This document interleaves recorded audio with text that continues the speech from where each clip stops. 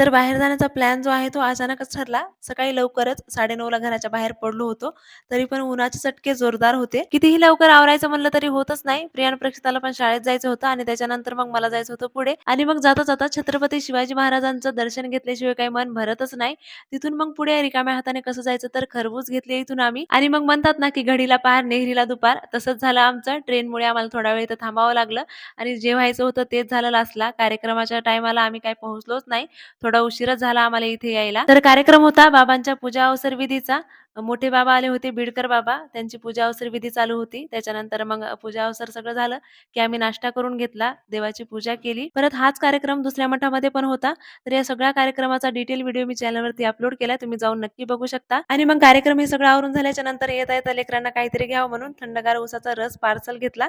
बाकी लेकरं पण पिऊन खूप खुश झाले. व्हिडिओ तुम्हाला कसा वाटला कमेंटमध्ये कळवा. आवडला असेल व्हिडिओ तर लाईक, शेअर आणि सबस्क्राईब. बाय.